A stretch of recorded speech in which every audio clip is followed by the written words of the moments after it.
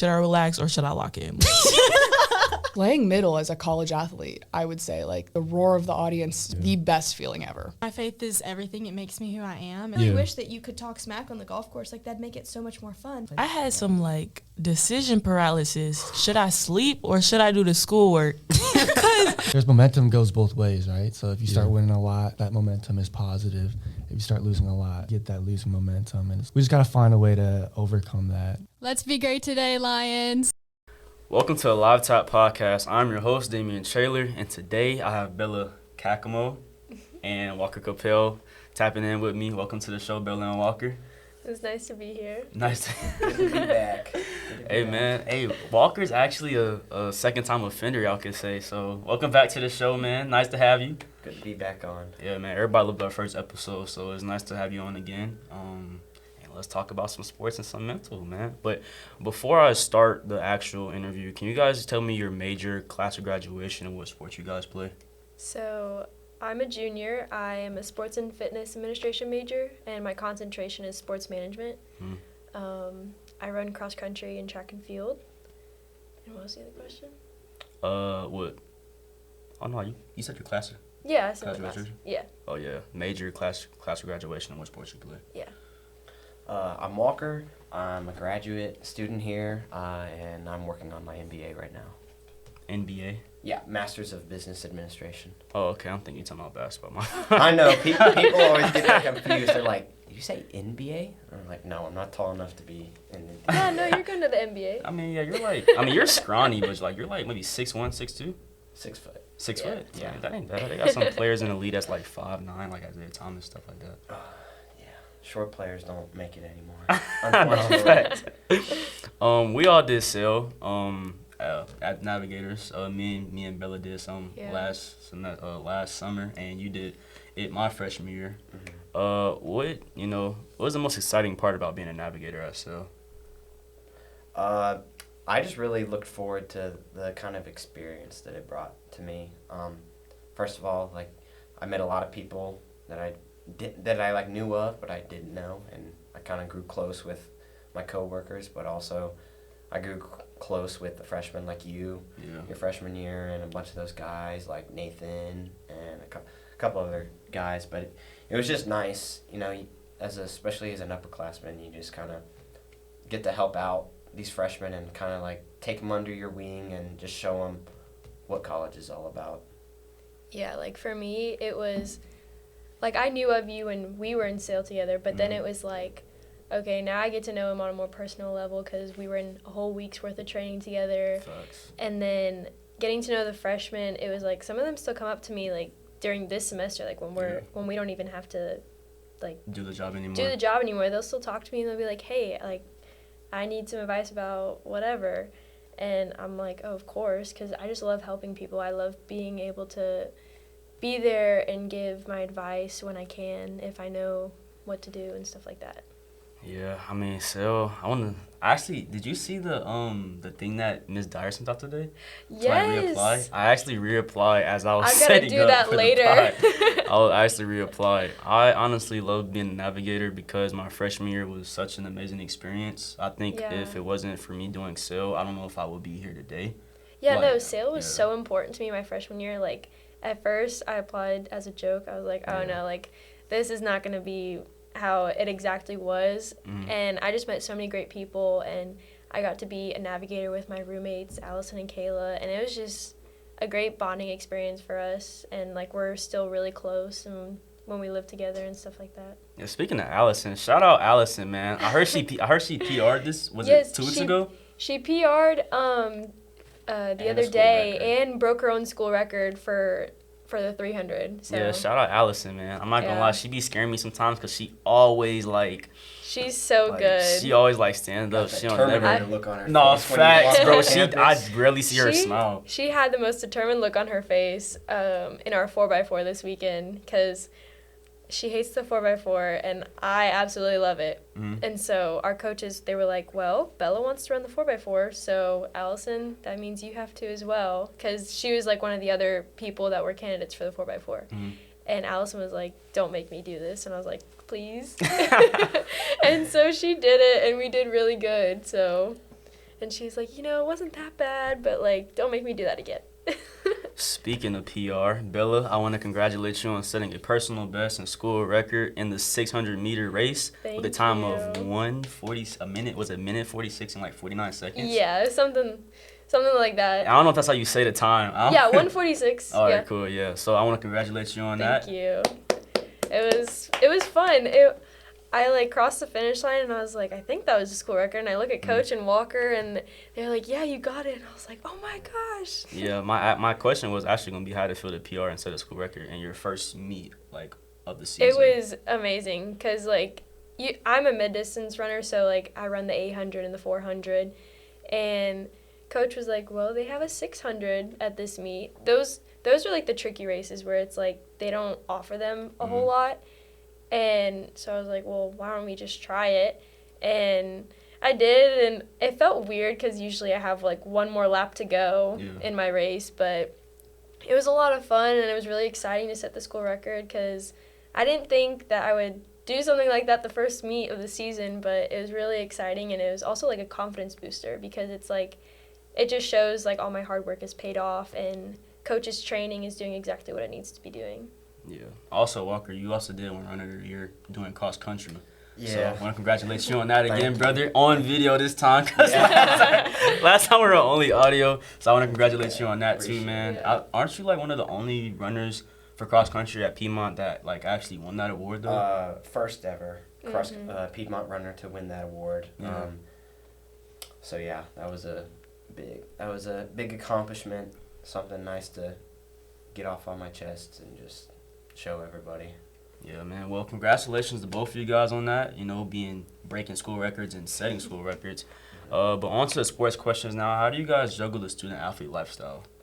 Well, I know for me it's very busy because I have a dog that lives with me on campus, and I have 3 on-campus jobs. So I work with Sale, and then I work with Danielle, the game day operations. Shout out game day.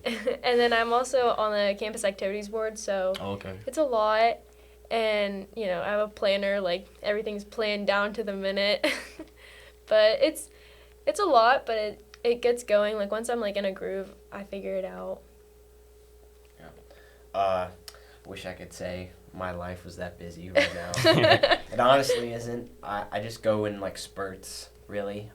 I'll have, like, 3 days where I, like, am only doing homework, and then the other 3 days I really don't do much. Or like, how about for you, like when you were like, let's say a junior like Bella, how did you like, you know, juggle student-athlete lifestyle? Really for me, like as a business major, it's not a whole lot of busy work. It's more just like time-consuming projects. We'd have big projects due in like 2 months, and then another class I'd have like if my accounting classes.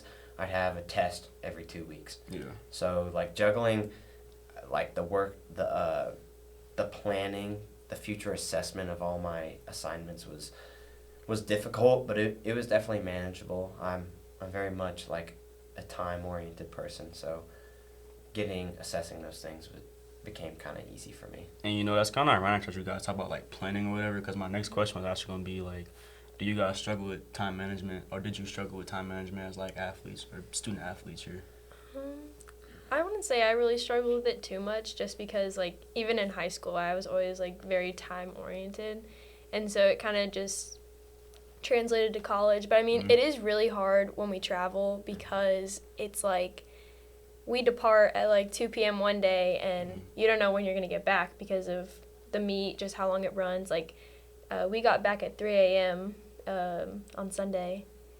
On Sunday? Yeah, Oh wow. We had our meet on Saturday and we left and got back at 3 a.m. So technically Sunday, and it was just a lot. And so it's like you can't do homework on the bus, because sometimes the Wi-Fi is shoddy on the tour, on Kelly Tour's bus, and then you don't want to do homework while you're on the bus. You want to just chill, and so it's really hard to get all my homework done before we leave. So that's like a whole timely thing I have to figure out sometimes. Especially when there's like 50 of us crammed on a bus, Yeah. most of us trying to do homework.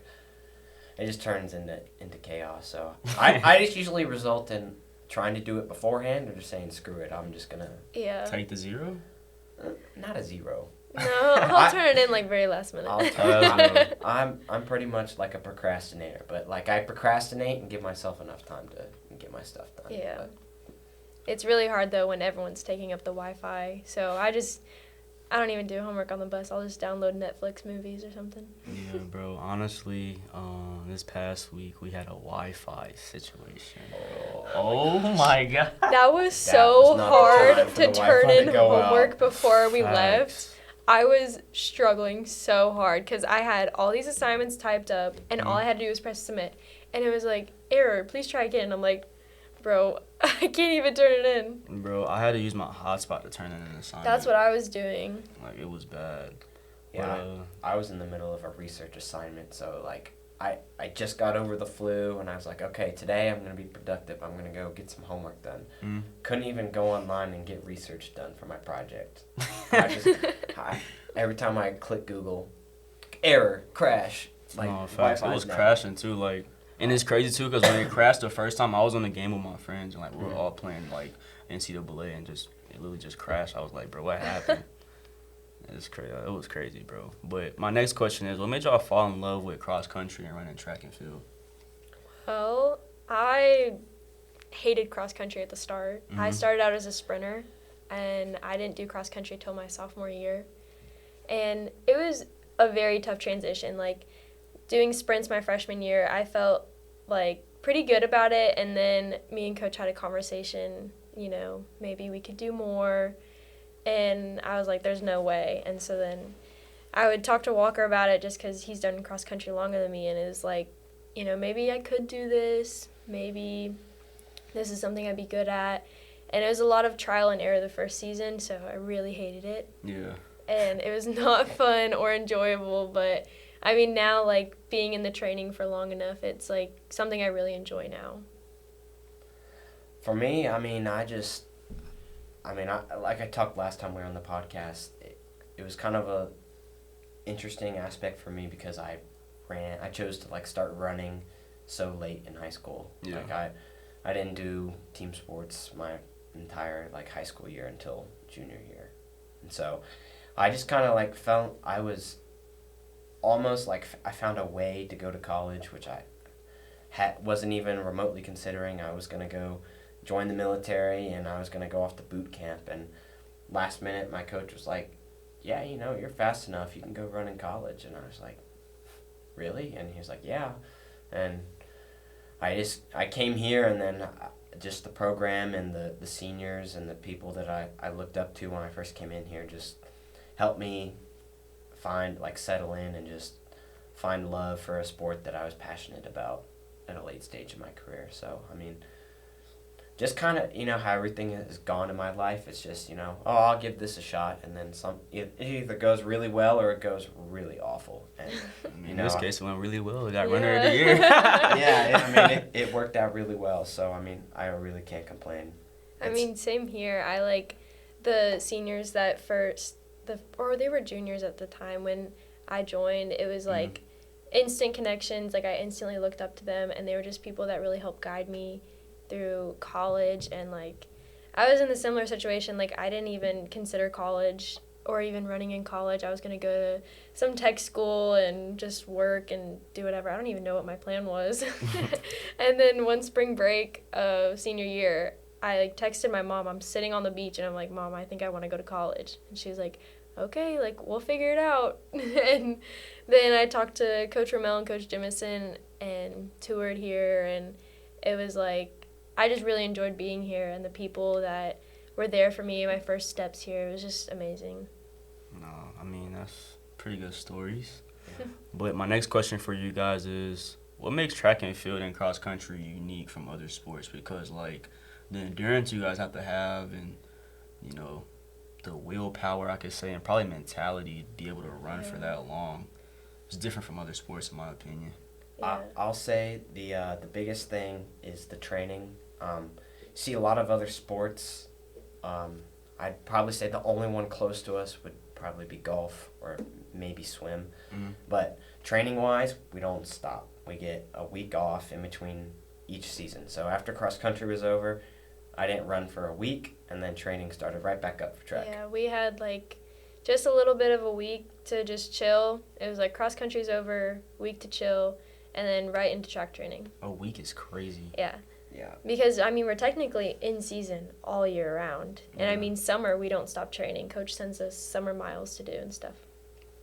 Yeah, so it's really like you get 2 weeks off the entire year unless you're sick or injured or something bad happens, you know.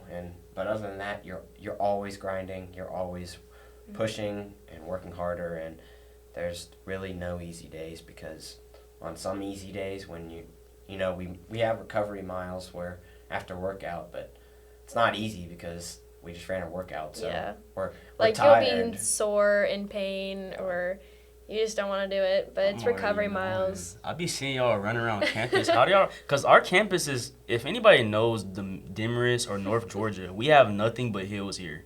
Y'all are running up hills. I know that's killing you guys' tendons and stuff. Yeah, it takes a lot of maintenance, a lot of work in the training room, and just like, I mean, over time, you kind of just get used to it, though. Yeah, I mean, I try to avoid the hills, but it's not very easy. Yeah, facts. They're literally everywhere. Yeah. There's so many. You literally have to go up a hill to get here, somewhat, sort of. But my next question for you guys is, how is track and field different from cross country? And if so, how are they similar? Well, for me, it's entirely different because for a women's race, it's 6K. Yeah. And then for me, the farthest I'll go is half a mile because I'm mid-distance. And so it's like my training miles, they'll drop just a little bit or they'll stay consistent with what I've been doing during cross country.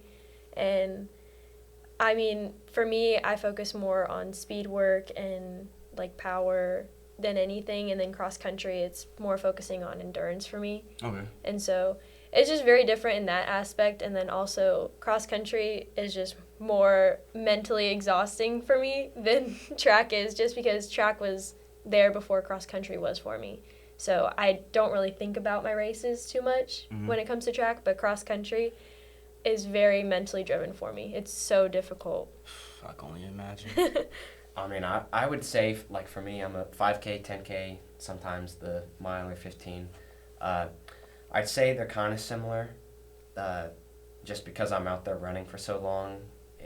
It really kind of blends in for me. But I'll say track is different because it's all about strategy and speed. I may not have, like, the footwork to go race somebody in a 400, but I have the footwork to out-endurance somebody on a track and just sit there and run for as long as I can for 26 laps on a track and just kill people. And cross-country is totally different because I really don't think it's about, like, how fast you are. I think it's about your guts. How long you can go. Yeah. I think it's about how hard you can push your body, because cross-country, not only are you running in awful conditions, because later in the season it's either cold or you get the rainy weather, and then early in the season it's hot and dry, or it's hot and humid, depending where we're running. And then on top of that, you have hills, and the courses vary. Not all courses are on grass, not all courses are gravel, and not all courses are flat. So you never know what you're getting yourself into, and it's all about, okay, you know, I know what I'm capable of, and I know that I can push this much. How much am I willing to put my body on the line and make everybody else suffer with me and make them not want to come with me? And I enjoy cross country more because I like. Hey, hold on. You're making it sound like a do or die situation. I mean, sometimes it is, because there are some courses where it's like we were trudging through mud. Like, mud? We were in, like, at least ankle-deep mud at one point. Yeah. It was just, like, all over our backs. Like running? Yes, running, we were running through mud. It was the week of the hurricane. It hit one of the courses we went to, and it was a horse farm. And it's normally supposed to be a pretty fast course, but there was mud for at least half the race. And it wasn't just mud. It was horse manure, too. Yeah, it was it smelled so bad. Crap. I about vomited a couple times. Yeah. So. Oh, snap. There's some races, though, like, where the hills are just so big that, like, it's all a mental game. It's like, do you really want to push yourself that hard to go for it? Dog, bro. Who picks these venues? I wouldn't pick them. I don't know. I don't know why some people choose those. It's like, yeah, you know, this is a great place to send 300 runners traipsing through the mud and horse crap everywhere. I mean, No, there was my sophomore year conference. We went to Tallulah Falls, and that course was so bad. It was just hill after hill after hill. It was like, okay, you had a downhill start, and then it was rolling hills up, and then you had this like huge climb up this one hill, and then it was flat for a minute, and then you had to do it again. Oh yeah. Yeah, once you thought you were out of the hills, you had a baby hill and then an even bigger hill. It was so bad. So they were just waiting on y'all. Yeah.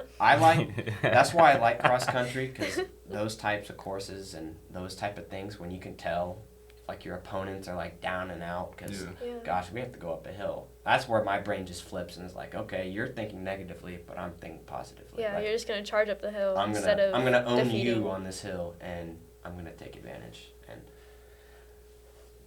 yeah, especially in those moments, like I wasn't necessarily, like my potential hadn't been reached yet on the team that year, and so I had a lot to prove to the conference and myself. So I told myself, these top dogs think that they're gonna come walk in on our home course, and I'm gonna go prove them all wrong, and I did. Yeah. So I mean, facts, you did, brother. That's why it just kind of like brings another joy to me, because I may not be on my A game, or I may not be the best that year, but I know any given race that like I always put my race on the line to give us a chance to win and go do something great. Hey, no, shout out y'all, cause boy, even when I was an athlete, I hated like going to run and stuff, cause our coach used to make us do conditioning before the season. Yeah. I used to hate running the tracks, bro. But my next question is for you guys: what made y'all come to Piedmont to run track, or cross country, or both? Cause y'all both do. Definitely, like our coaches, they just like have such a great program, and when I toured here, it was like the people I met, and it was really, I came here just for running. Yeah. And then obviously, like when I was here more, then I just fell more in love with the school, and I enjoyed being here, and I met so many great people. But like my first initial thought was like, this is one of the couple places that like I could run for, and I didn't want to stop because I just started running my freshman year of high school, and I felt like there was more potential that I could reach and more that I could do with myself, and I didn't want to quit yet.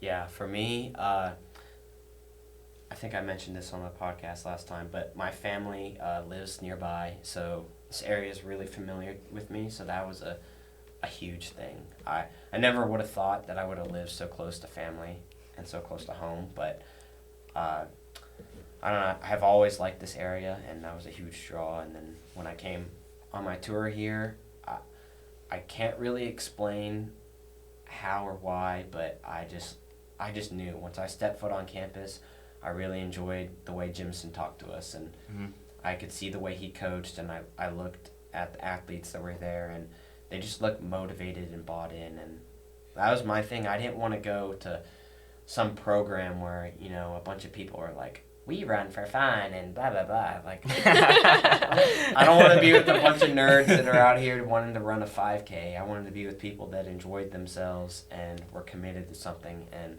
because I got offers from schools like that where they're like, you could be our number one or our top guy. And I was like, yeah, but what does the rest of your team look like? Yeah. Well, it's also just like the coaches here, they really care. It's very individualized, our training plans, and coach is always there to check on you and be like, hey, what's going on today? Like, how are you feeling from our workout, or how are you feeling with your race? And he's just always there to like check in with us and make sure we're like on the same wavelength. Yeah, he's definitely other than just the familiarity and the culture of the team that I witnessed, Jimson and Ramel and Coach Gahn were just things that I just bought into. The way I could just tell they were all about business, but they're also all about caring about our future, which is huge for me, because I wasn't sure about college in the first place, but I knew that they cared about my future, so they were going to help me no matter what. Yeah. Now, I know you guys talk about the good parts of, being an athlete here, but we do have some sour parts. You could say sour patches in the road. I remember last time you were on the pod, you talked about like the difficulties of you guys having like a lack of resources. Oh yeah. Oh yeah. So Lack this ain't of no facilities. Yeah, this ain't no shade to Piedmont now, but I want to say the women's lacrosse team or the softball team just got a new locker room built. Yeah. Are you kidding me? Not new. They like revamped their locker room. Oh, I think. yeah. Something like that. I ain't gonna lie, it's nice. It's Yeah, nice. I I've seen saw. It looks very I saw nice. that little hype video they made, and I was like, bro. I mean, well deserved. I'm sure that's. Yeah, all of our sports here on Piedmont, like, all do their deserve what they part. have. Yeah, for sure. But, you know, it'd be nice if we had a little something. Yeah, I mean, even the swim team. I guess the swim team kind of knows what we go through because they don't have a pool. Yeah, because they have to go to the John. aquatic center. Or when the aquatic center actually had an issue with their pool. Oh, yeah, they went to Tallulah, right? Yeah, the aquatic center had like a chemical imbalance in their pool, so Yeah. the swim team had to travel to Tallulah. Well, I think it was last year, which is like 20, 30 minutes away for practice every day. And our sprinters are currently going through the same thing because the Habersham High School track that we normally practice at, they are resurfacing their turf. And so the track is closed down.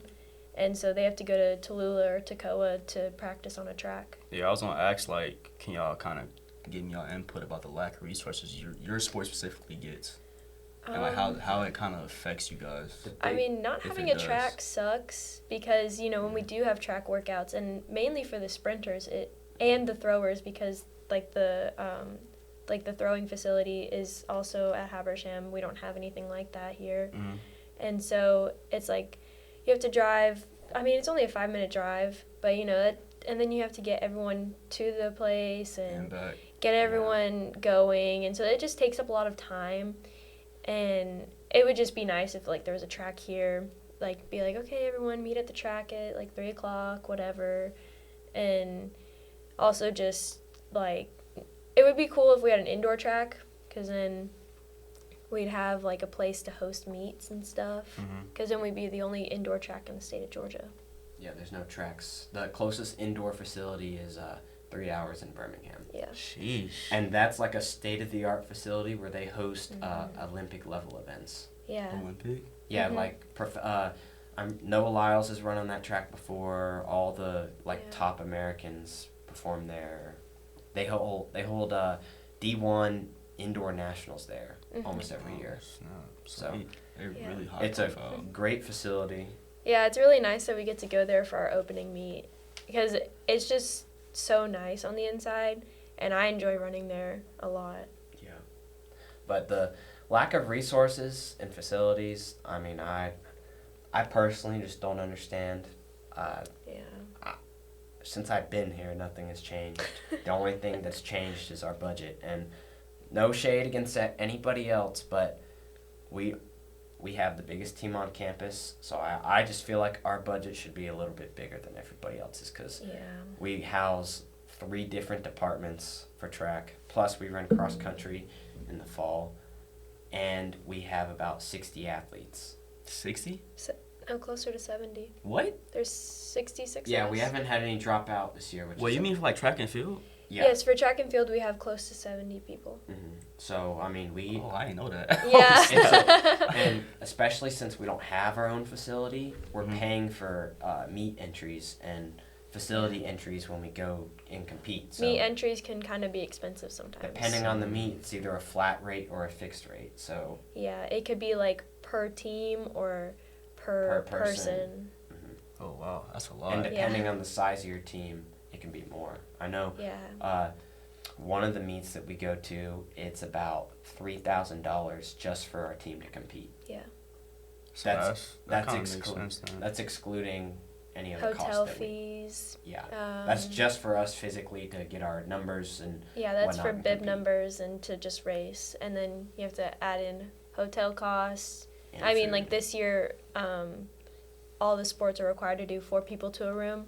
Yeah. And so that kind of helps a little bit. But just, you know, hotel costs and then getting food and traveling on a bus. And so we take a bus and a van. Because there's not enough room. Yeah, there's for not us. enough room for all of us to be there. So all the throwers go on the van, and then whoever's left goes on the bus.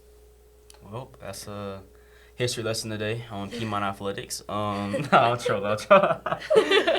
My next question is, with you guys being a couple that both do sports, can you tell me what's easy and the most difficult about being a couple that are both athletes here? I think the hardest part The hardest. Get me to answer questions I probably shouldn't answer right here, but that's okay. The hardest part, I think, is being a couple on the same event group. Yeah. Because when we first started dating, I was a sprinter, so it wasn't like, oh, I'll see you at practice, and then I'll see you here, I'll see you there. And it's also a little more difficult just because, like, if there's something going on, like, inside the event group, you know, it's hard to... Yeah. It's hard not to defend the other, like, from a boyfriend or girlfriend standpoint. Especially You have to make sure you are being a teammate first when we're at practice. It's hard instead for me. of- I mean, I always get. I told you this last time, especially when you were. I think we were talking about like my like leadership or my experience or whatever. Yeah. And people not like respecting what I like my input. Which Yeah, I remember asking you that question. Yeah. For that, it's just like, I mean, one, she's my girlfriend, so that's hard for me to like put to the side when we're dealing with the team because there's certain situations where people don't handle at like literally well at all, and you know, it's like just sitting there. I just have to be like, okay, I cannot afford to be rash and make a stupid decision right now, or you know, like there's some points where like I can't even stand up for her or get involved because it just turned people on the team. People will automatically assume, oh, you're just saying that because you're her boyfriend. That's all people conclude to. And they just try and pit us against each other, which never works. But yeah, no. That just makes me more angry, and that just makes it worse for everybody else. Yeah. It's just frustrating. So, I mean, other than that, though, I wouldn't say it's too hard. I mean, we both set aside time, like, for each other outside of, you know, athletics. Like, of course, we see each other at practice, and that's great. But, you know, we don't spend time together at practice because he goes off and runs 13 miles while I'll be running, like, 7. Yeah. And 13 miles. But there are some days when... like, we have double miles, so, like, we'll have a morning run and an afternoon run. So he'll run his shakeout with me at my pace, my little slow pace. Yeah. Helps break it up, but... Yeah, it keeps me motivated, and it also gives us time to hang out and talk. Yeah. So there's not a whole lot of bad, but there's also, like... I mean, there's definitely positives, because now I feel like... just being busy with her working and then me focusing on my master's, it's like on the weekends, it's not like, oh, I'm going away for the weekend to a meet, I'll see you when I get back. It's, oh, you know, we're here together, and whether we're, you know, cheering each other on or the team on, you know, it's just like...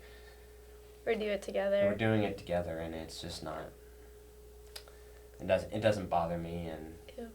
You know, we're also not that couple that's, like, clingy and, like, we're going to go do everything together. Oh, my gosh. Yeah, no. I can't stand stuff like that. There's people like that have been on the team before that are like that. Yeah, that's why it was a little difficult at first, because I didn't want people to portray us that way, where, like, we always had to be together, we always had to be doing something together.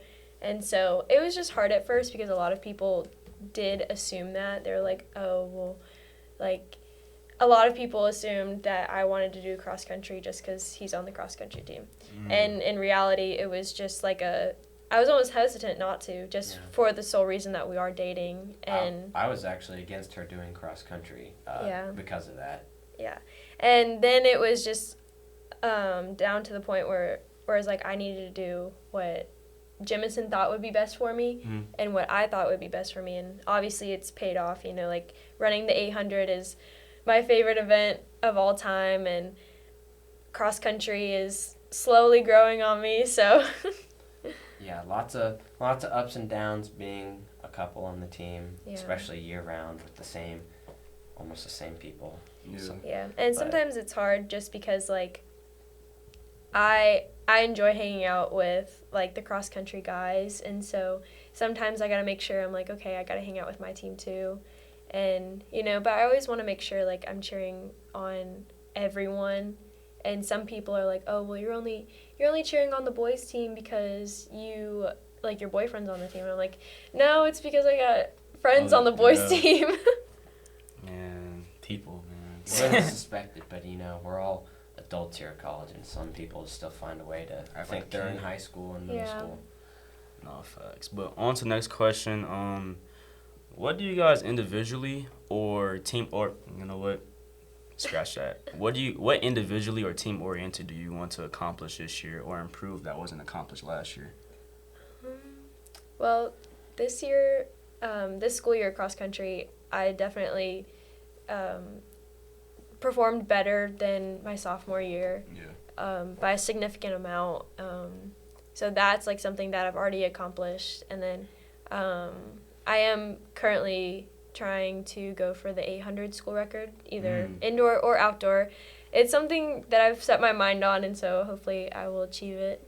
And then team-oriented, I just want to win conference. Yeah. That would be really, really good thing for us because last year we didn't have the greatest luck. So it would be nice to come back and win.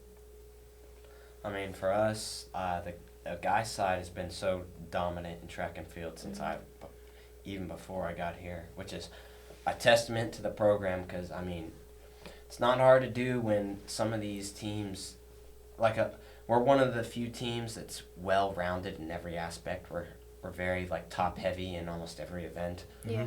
But every year there's a team that's almost better than us, or if not better than us in a certain event group. Kids are run for y'all money. Yeah. Mm-hmm. So. Like for track conference, it was Berea for the girls. It was just, they had more numbers than us. Like we all performed exactly how we should have. And it just wasn't enough because of how many people they had on their team. Yeah, because Berea can offer, it's not a scholarship, they can offer tuition because of the way their school is set up. Yeah, to help people that can't afford school. So that's a really was a big struggle especially for the girls. Yeah. But for the guys, they had like 10 people in just one race at one point. Well, that's crazy. Yeah. Is that? And it was that shouldn't be possible. It was versus No, just me and my teammate Tania. It was me and her running the 800, and then five or six of them in the same race as us. And I'm like, well, no matter what we place, they're gonna get more points than us. yeah, and that's another topic too, the CCS and their weird rules for us. I don't understand it, but for the guys, it's hard because they have football. A lot of these other teams have football teams. So I peeped that. So they can, you don't have to do off-season conditioning if you come do track and field. Yeah. And just get their offensive linemen to throw shot put, hammer, weight, javelin, do whatever they want. And so you have these big, naturally strong guys, just absurd amount of talent in the throwing department. And it can make it challenging, but I would say for the guys, that just the team goal is to repeat and just continue our dominance, just show everybody that Berea may have left, but this is still our conference. And that doesn't mean anything. But for me personally, not really chasing any records. I mean, they're nice when they come to you. They're very I could very easily obtain them this year, but for me, I just want to focus on. That's not to be. Bro, that's not to be cocky. That's confidence. It's confidence, and it's just. I mean, I've been doing this for 5 years. It was bound to happen. I've progressed finally. So, I mean, those records were never great to begin with. None of them. The 10K record's not very great. The 5K record is probably going to be the biggest mountain to climb for me. And then definitely not breaking the 1500 record. That's all Gary's right there. Yeah. I'm not fast enough for that. But Yeah. those two, I mean, I'm sure they'll happen at some point in the season. But for me, my mentality is just I want to keep my nose to the grindstone and just keep chipping away and really just I want to win conference in all three events, 1500, 5K, 10K, and then put myself in a shot for nationals in the 10K. I feel like I have a good shot to do that this year. So that's just really it for me. The school records come and go, but my hard work never leaves me, and that's what I want to be remembered for here. So. Well, man, I hope y'all do, reach y'all goals individually and team-oriented wise. But this is my last question on the sports side. You both were awarded high honors being on all CCS team, Walker Youth for cross country, Bella Youth for track and field. What does it mean to know that the work you put in is noticed receiving awards like these? It just shows, like, for me, it's like when I'm working so hard in like academic and running wise, it's just nice to be recognized, because then it's like, oh, my hard work is paying off. Yeah. And like, of course, like, my performance shows that hard work, and like being recognized for it, it's like, okay, like it's paying off, and like it makes me want to do more and strive for more. I mean, for me, you can ask anybody. I don't really like being recognized. I mean, I see the purpose in it. You know, they want to give applause and all that for the things I do. But, I mean, for me, I just want to keep pushing. I just want to get better. And, you know, for me, it's more of like a stepping stone. Like, okay, I made this mark and this accomplishment. Like, what's next? Like, this isn't enough for me. And so that's just kind of my mentality with it. But, you know, I know the school's got to get their pictures and their interview and all that stuff, so I appreciate that, because, you know, it is nice to at least, like, for at least the school to tell people about what I've done. And it's like that something I appreciate. to look back on too. Yeah. Yeah. I appreciate that, because I know it's hard being at a Division III school. You know, sometimes you just don't feel like you're being rewarded or, like, recognized for your hard work. Yeah. Especially at a small school here at Piedmont. Yeah, people automatically assume, like, oh, you're D3, like, whatever. Yeah. I can't imagine how, like, the team sports, how hard it is, like, being recognized here. Because at least track and field and cross country, you know, if we win conference or not, that's great. But, like, you know, baseball, they've got the really stud pitchers, and then basketball, Andelin's a freaking monster. Yeah, I'm having her on next week, actually. Oh, Yeah, really? and then basketball last year had Ryan. Yeah. I mean, you just have, like, those individual accomplishments, and it's not that I feel bad, but, like, at the level that we are, it does, like, being on a team sport like that, I would feel like it would add a different element to being recognized. Yeah. Does mean more, because, you know, you definitely at this level, you've got your stars and then your role players, and recognition is always great. Yeah, it also gives you, like, a boost of confidence, like, I'm doing great. Yeah. Well, on to the mental side questions now. My first question is, do y'all feel like mental health is important in the sports world, and why?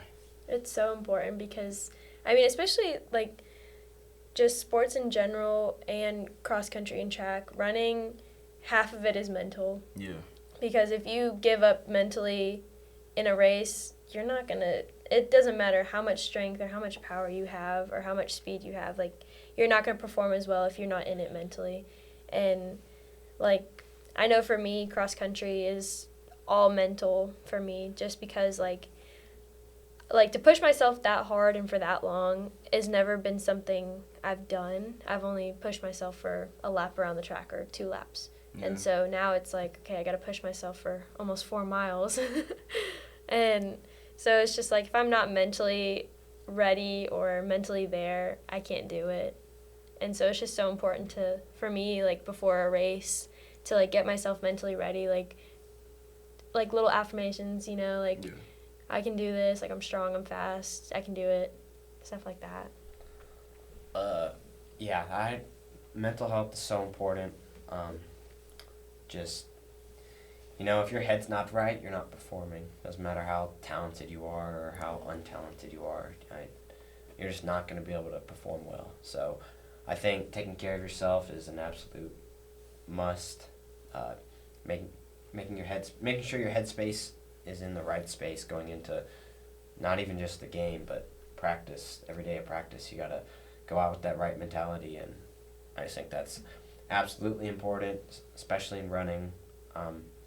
Because, you know, if you sit there and say, gosh, today sucks, I don't want to be here, or this workout is horrendous, this really hurts, I don't want to be here. I mean, how do you think you're going to act and perform when you got a race to go out and do? I mean, you got to sit there and say, yeah, this sucks, but I want to get better, or this sucks because I'm going to get better. And I just feel like mental health is as tricky as it may be, I think the biggest key is just always stay positive.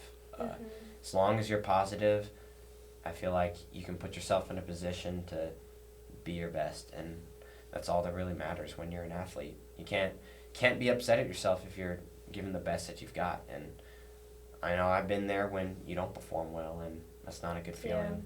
Yeah. Like this weekend, I had to drop the 1K because we had a rolling schedule, and so I didn't get to eat like the way I wanted to, and so I was like on the second lap of my race, and I was like, well, this is not feeling great. I feel like I'm gonna throw up, and I started like, it was like blurry vision. I was like, I have to drop out. Yeah. So I did, and I like beat myself up for like an hour. I was like, this sucks. Like, I should have kept running, and I'm like, well, I can't do that because I'm not taking care of myself. And so self-care is like also part of mental health. Like, if you're not taking care of yourself and prioritizing yourself, like, what are you gonna do? Because you can have all the strength and all of like the agility or whatever, but like if you don't take care of yourself, it's not gonna pan out the way you want to.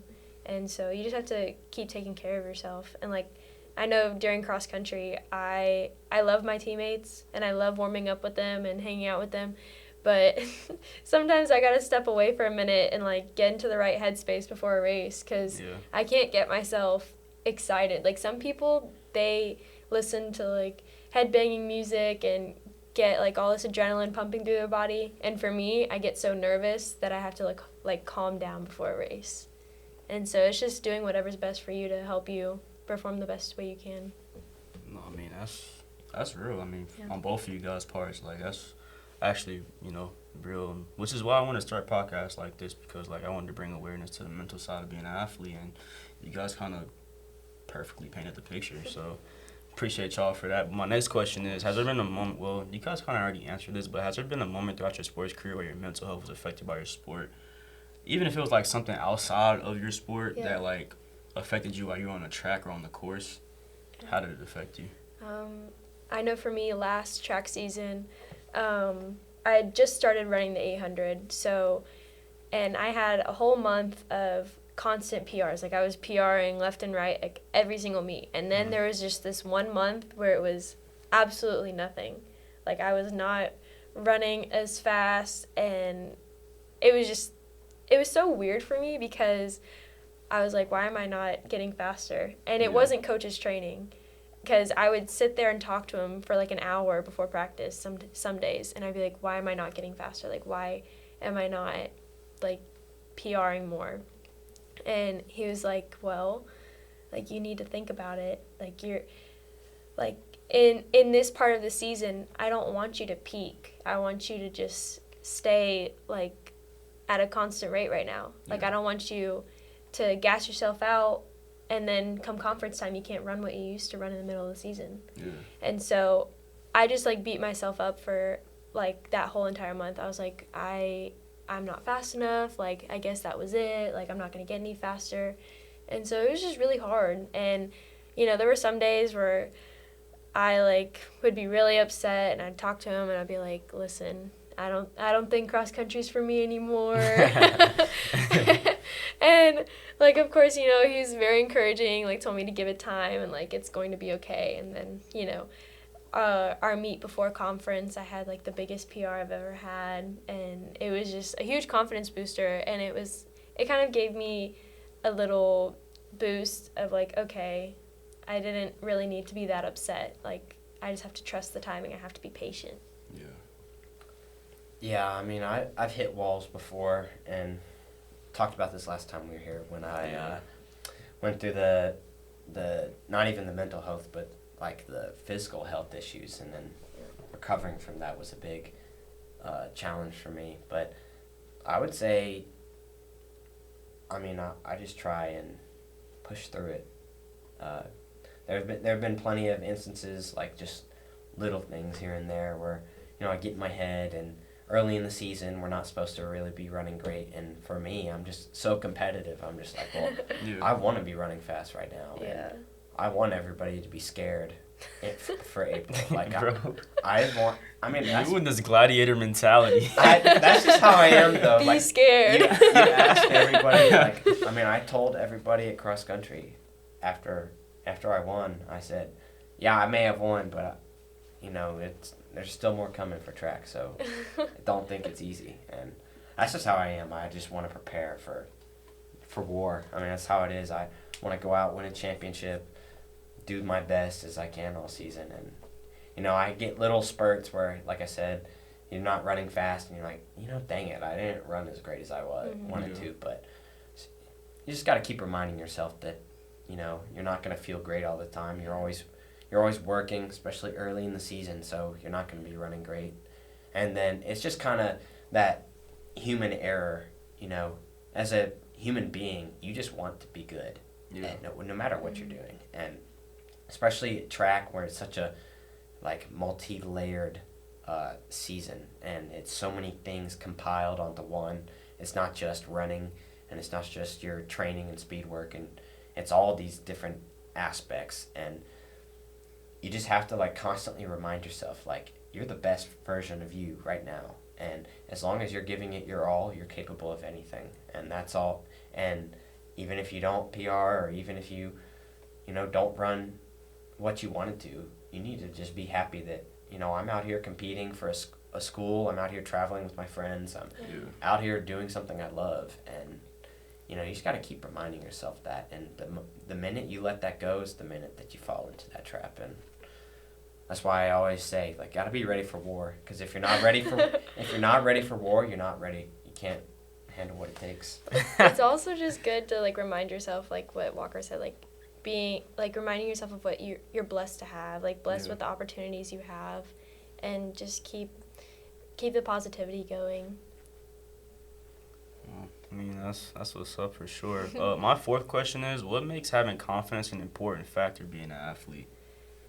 If you don't have confidence, I feel like it plays into your mental health. Like you should be confident in yourself. Like if you're not going out there confident, then what else are you thinking? Like if you think, oh, I'm gonna run terrible today, like that's not confidence. But if you're out there like thinking, oh, I'm gonna run so great today, and you have that positive mentality, it goes such a long way, and it really helps boost like your adrenaline too. Like I know I've been mid-race where I'm like, man, this really sucks.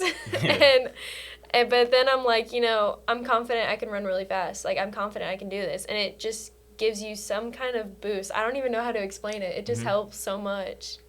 It also helps with the crash too. Like after a race, if you didn't perform what you were hoping to, you know, it's like, well, dang, I still gave it my all. And just keeping that confidence up is key. But we have a guy on the team, Peter. The moment she said this is what I instantly Peter thought Schley? of. Yeah. He's our for those that don't, he's the cameraman at game day. He's the curly blonde-haired dude with glasses. With Shout out my dog. The knee-high socks. You need to say that too? The big Adam Sandler pants. Me and Grant were broadcasting, and he wore some crazy socks. I was like, oh yeah, I didn't say nothing, but I'm like, yo, that's kind of his shorts and socks game is crazy. Yeah, he's got connection. His uncle like works for ASICS, and he gives him all this like weird stuff. So he he just funny. wears it because he gets it, but. I mean, it's free stuff. Why not? No, facts. But we always get on to him, and Peter started as a really good runner for us, and he had a really bad off season and got hurt and gained a lot of weight and got really slow because he just wasn't running. Well, it's been a slow grind for him to like get back to where he was, and this past year and a half, we always get on to him because, you know, we see him at practice and he won't run with us. And we're like, well, you don't want to get better? Like, you don't want to come hang out with us? You don't have to, like, run with us the whole time, but you can come hang out with us and, miles. Like, get some laughs in or whatever. And he's like, no, I suck. And then we go to a race and we're like, okay, Peter, you ready? He goes, oh, I'm about to run like shit anyway, so it doesn't matter. And right before a race, and we're just like, well, that attitude, you're not going to do anything good. Yeah, bad attitudes go such a long way. It's like, if you sit there and be like, well, I'm going to run slow. You're going to run slow. It's just given at that point. But I mean, he's not like that anymore. He just kind of accepted his fate. He's like, this is my last year. I'm I'm just gonna go out there. He just and has have fun with it now. Yeah. So, which is good to see. But for a long time, he was that guy. I'm gonna run terrible. And we're like, okay. And then every day, and Peter would go off, and he's like, "What? You guys aren't gonna ask if I'll run with you?" And I go, "Because we already know the answer." Yeah. And shout out my dog Peter though, man. Yeah. My last question on the mental side though, do you guys think the sport of cross country or track and field has helped shape or grow you as a person? Yeah, for sure. In many ways, not only like it's really helped me develop like a headspace to be confident and know and just be ready to go out and be successful in the real world. I've learned a lot of key attributes from this, but I'd say the biggest thing is just all the stuff I've learned from not running, being a part of the team, and being a leader, and just compete, and just going out and competing. I mean, it's just really shaped who I am, because my freshman year, well, gosh, nobody's here from when I was here, so that's crazy. I would say ask people, but if you would go back and ask people last year, my senior year, how I was my freshman year, I was very just kind of reckless, just kind of put myself out there a lot, which I still do, but I was just very reckless and very just wild.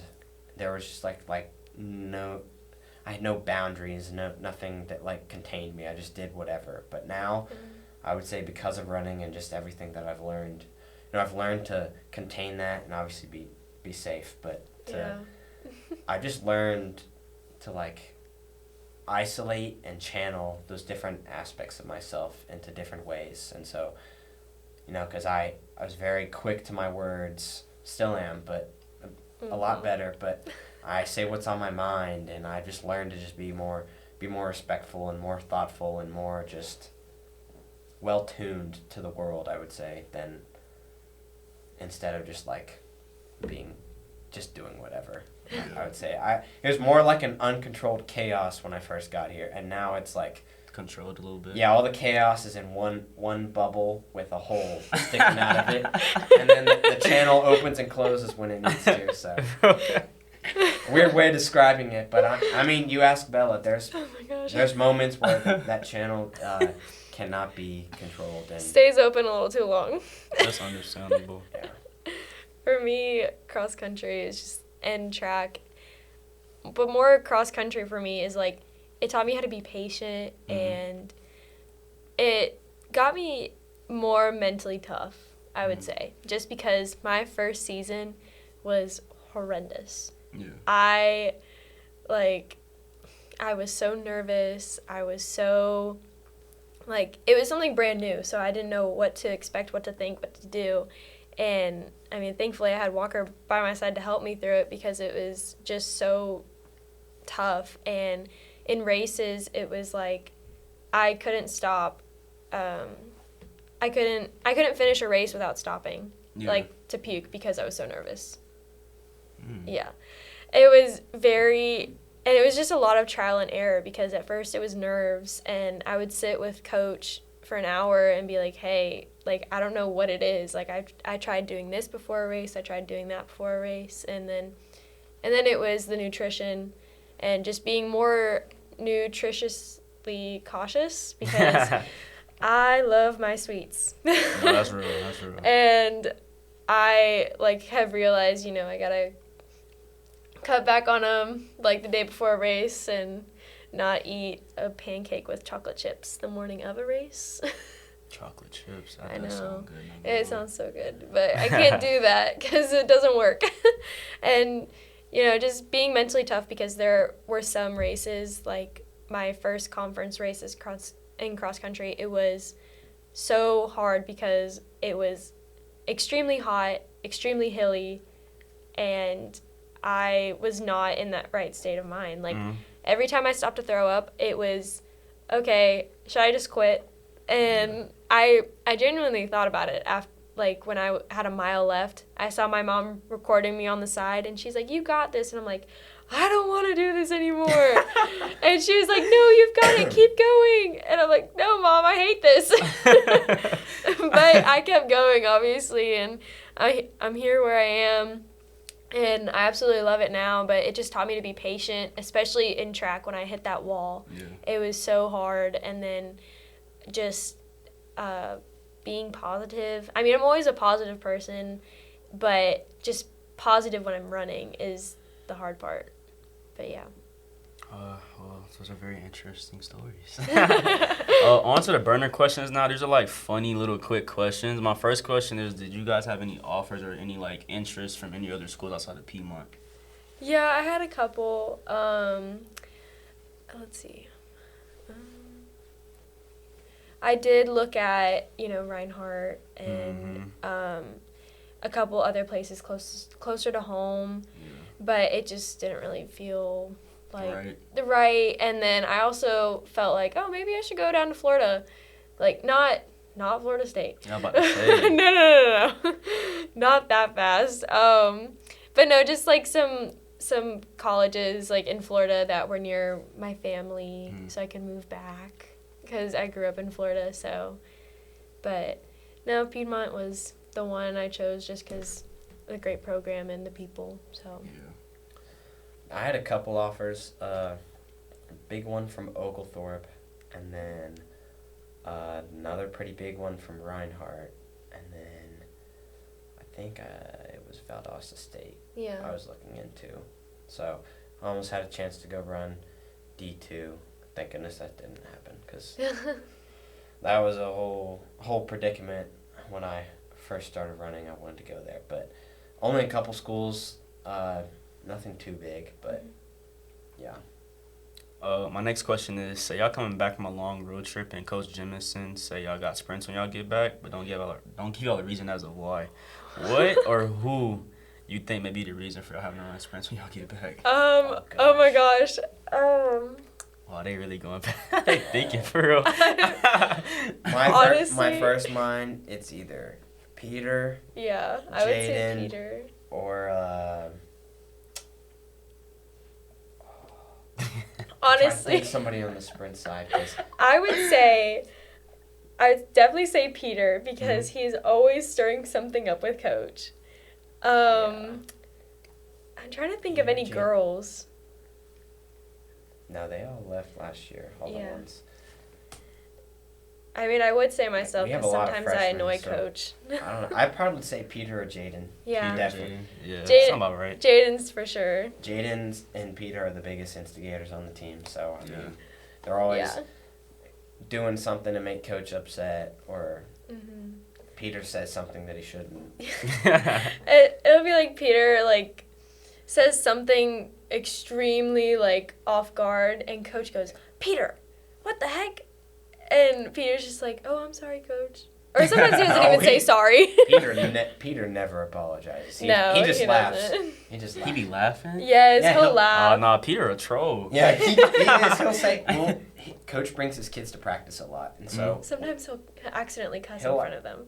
I don't think it's an accident. Peter, bro. Okay, but there were a few times where it was an accident, and I looked at Peter, and I was like, "Peter, you know his kids are right there, right?" And he goes, "Oh, shoot." And there's one time he said something. We're having a conversation, and his kids were nearby, and we're like, "Peter, you can't be talking about this, or whatever." And he goes, "Why? I don't care." Blah, blah, blah, blah. Around the kids, it's crazy about it. Yeah. Around the kids, it's crazy. Around the kids, I was like, "Yeah, it's crazy." And then for Jaden, he's just always instigating. He eggs on to Coach a lot, and I mean, he just does it to everyone though. It's so funny. And I mean, this weekend, he made me think I forgot our PR brick at the facility. We got onto the bus, and I forgot that I gave it to him, to take back. And he's like, "You got the brick, right?" I was like, "No." And he really sent me into fight or flight mode. I was like, "Oh my gosh, what are we gonna do?" I was so close to texting Coach Jemison "Hey, how far are we away? Because we left something really valuable." That thing is very valuable. Yeah, I know. That's why I freaked out. Yeah, what makes the brick so valuable? So, we started... One, it's emotionally valuable because Me, David, Jaden, and Gary started it last year. Anytime someone gets a PR, you get a brick flick. Yeah, I seen that. Yeah, we put that on our Instagram. But so with the brick, me, Gary, and Jaden, we went on a road trip last summer. We drove all the way to Oregon and back. Oregon? Yeah, there was a big Olympic level track meet right before what's it called? The pre-fit. Yeah, the U.S. Olympic trials. Oh, okay. So it was like one of the last big meets. So a bunch of American names were there competing. Yeah, it's called the Prefontaine Classic. Okay. So we went there to go watch. We wanted to go watch the race, so we had bought tickets, and we're like, well, it's too expensive to fly there and back. Yeah. They did a whole road trip. So we drove. It's It crazy. saved like $3,000 instead of flying. So we drove instead, and we took the brick literally across the country. They have so many pictures of like anywhere they stopped. Like they would text me a picture. They were like, "Look where the brick is." We went to the Arch. We went to Mount Rushmore, and then we took it to the meet. We got it inside the stadium. They snuck it into the stadium. We got it signed by, I can't even, 3 or 4. I want to say 4 Olympic medalists, and then one guy won gold. I mean, there's just like almost everybody that signed the brick holds a world record. Yeah. Or like so that's a national why it's really record. valuable. Okay, well that makes sense then. That's why Jaden like absolutely freaked me out this weekend. I was like, there's no way I just lost this because Walker didn't compete this weekend. So he was like, okay, you take the brick. And I was like, oh my gosh. I like guarded it with my life all day long. And then there was one moment I gave it to Jaden. He was like, you have it, right? And I was like, no. Yeah, That's an interesting that story. thing's definitely worth. I don't know the price that it's worth. He almost made me cry because I was like, there's no way we just lost this. It's definitely definitely 5 figures for sure. Yeah. That's wild. Another question I have for y'all: who is your guys' favorite music artist currently or all time? For me, I really like Benson Boone. Benson Boone. Yeah, and So then like a country artist. no, he's like, I don't know how to Just describe. pop. Yeah, he's like pop. Like kind of not. Yeah, I don't know, he's like pop, but not really. Okay. And he kind of gives off like beach vibes almost at the okay. same time. I also like Surfaces. It's a band. Okay. Yeah. Big Zach Bryan guy. Facts. Big, I like I love country music. Morgan Wallen. Used to like a lot, but he just needs more music out. But I like him. I mean, I'll listen to anything really. I like most country. He doesn't have favorites. I feel like an underrated country artist is Bailey Zimmerman. I really mess with his music. Yeah, I like Bailey Zimmerman. Bailey's good. I like a lot. I like more now the edgy side of country. The guys that sound a little more like Zach Bryan, but sound more like a country rock. Mm-hmm. And then outside of them, though, I listen to a ridiculous amount of Metallica and Creed. Mm-hmm. Yeah. Like, and Linkin Park too. I remember you telling me that. Those 4 are like definitely who I listen to the most. But I only listen to those on race day. My next question is: if you guys can travel anywhere in the world, where y'all traveling to? Italy. Italy. Yeah. It's I so mean, easy for me I think I because said my Italy last last. name is a city in Italy. Oh, real? Our Yeah. like families from that city. They Yeah. like started that city. Oh, wow. And so I've always wanted to go see it in person. The city of Caccamo. Caccamo. Yeah. That's tough. How about you, Walk? I think I said Italy last time. Yeah, I think you said I think we Italy talked because it was about he was reverting back to you, Yeah. and that's when you started talking about like 'Cause your family's food All and the stuff good like that. food. We talk about that a lot because, I mean, that's just a place that like we would want to go to. Yeah. So It'd be a lot of fun. there's just so much to do there, especially because it's like so centrally located. There's everything. Yeah. I mean, you just take a train ride right up to any other European country. Or rent a Vespa. No, I'm not. I'm not riding on a stupid scooter. I'll walk. They're so cute though. If you guys are going to a gas station for snacks, what 3 things y'all walking out with? Okay. I mean, we've taken a good amount of road trips like to go see friends at like different colleges before, and always a candy, chip, and a drink. Facts, got to. It's always one of those. For me, the hardest part is the candy because I love every candy and I want to like buy everything. So my go-to candy is hot tamales. Hot tamales? Yeah, it's like a cinnamon That's candy. That's a first. I know what those are. Oh, okay. That's a first, though. Yeah, I heard that one on pod and yet. I know it's probably going to get banned soon because... Oh, the red dye. Yeah, I heard about that. so I'm gonna have to find a new favorite candy, but I love Reese's. Those are also my favorite, and the blue Gator Light. That's always a good drink to take, or some kind of like blue raspberry slushy. Oh, okay. I like blue raspberry stuff, and a chip, probably ranch Pringles. Okay, that's solid. I'm a big beef jerky guy. Yeah. Love some beef jerky, preferably the like spicy beef jerky, the one with pepper flakes on it. That one's And good. then I said this, and I totally didn't think about it. I was gonna go get the candy I told you last time, so you can try it. The Reese's Sticks. Oh my gosh, Yeah, those you are told me about so that. good. I've never seen them before. That is It's my kind of like favorite. It's kind of like a Nutter Butter, like you know how it has like all those different like layers of like waffle and then like filling. Yeah. It's like that, but Reese's flavored. It's like Butterfinger meets Kit Kat meets Reese's. Yeah. Oh, it's a It's combination. it's really good. It's got it's like wafer peanut butter covered in chocolate. Yeah, that's like how Nutter Butter is. No, Nutter Butter's the cookie with peanut butter inside. Yeah, you're talking about. I know what you're talking about though. Oh my I gosh, know what you're talking yes. The I don't know what it's called though. Is it like? I don't know what it's Nutty called, but I Buddy? know. Yeah, I think that's what it's called. Yeah. Nutty Buddy? Yeah, I think that's what it's called. I have no Yeah. idea. I know what she's talking Not about though. not Nutter Butter. I was gonna say that's a cookie. No, not that one. And then drink. I'm big on Body Armor. Those are Facts. just good. Yeah. What's your favorite? Oh no, you were saying orange last time, weren't you? No, blue Felix? raspberry. Oh heck no. The blue bro. raspberry's good. I don't like the orange mango. No, facts. I like my favorite flavor is strawberry banana. That's the all-time favorite. Really? That one's Yeah, good. that's the good. That's the I That's like the first one I ever tried of Body Armor, and I don't know. I just never tried it again. I don't know if I didn't like it or what, but You gotta blue try it. raspberry is just all-time favorite. Blue raspberry or goldberry or cherry lime. Those three. Cherry lime's pretty good. If you guys stranded on an island, what 3 things y'all making sure I got with you? Oh. This question be given everybody. I with still fries. laugh when you after listening, because after I was on here, I went and re-listened to the podcast with Draylon, and he said all that crap about the phone and his You see PlayStation. Draylen's up, bro? Yo, Draylon said he was bringing his iPhone charger, and his AirPods. Okay, but where's he gonna plug it in? I don't That's know. what we said. I don't know. I don't even know. I'm like trying to think practical, but I don't know. You definitely bring a book. I would bring a book. Mhm. Probably, if I got stranded like right now, probably a book that I'm reading currently. Let's see.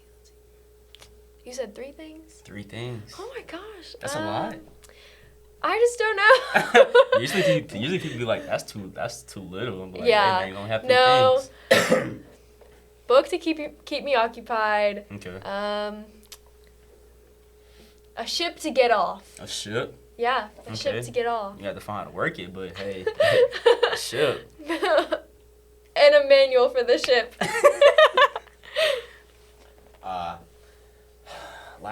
I don't want to give the same answer I did last time, so I think I was more serious. I think I was talking about tools and whatever about Oh how my to gosh. survive. Look, I didn't have so many mixed opinions on this question. I had somebody say a phone. I had somebody say like a spark to like make a Oh, a fire. flare? Yeah, like Yeah. a flare. And I had somebody say Yeah. Meg the Stallion. So trust me, Megan Thee Megan- Stallion, oh my gosh, that's any- crazy. any answer is not the wrong answer. Probably, I'd want to enjoy myself if I was on an island, because I'm tired. I just want to go have fun right now. So Yeah. probably, You ready to retire? yes and no. Not yet. A fishing pole, Okay. some beer, and probably A hammock? no No? beer, fishing pole, and a speaker. A speaker. Yeah, a speaker to listen to Yeah. some music. I could live off of that. No, that's real. Well, I appreciate y'all for coming on the pod. But last thing, I started this at Sail. I started this like in the cabin though, my Voyagers, and then Yeah. hopefully I was trying to get it spread out, but we didn't have enough time. That's we had okay. some Oh, some yes. difficult moments We on the had on some Yeah, so Interesting time. so what I used to tell my Voyagers was, let's be great today before we left the cabin or whatever. So can I get let's be great today from y'all? If I need to count down, y'all just let me know. Okay. All right, bet 3, 2, 1. Let's be great today. Yes, sir, man. I appreciate y'all for coming on. Well, that is the end of the Bella Caccamo Good and Walker Capelle episode. But y'all stay tuned Wednesday because I have Piedmont men's basketball player Israel Hall coming on the pod. And like I always say, man, let's be great today. And y'all stay blessed.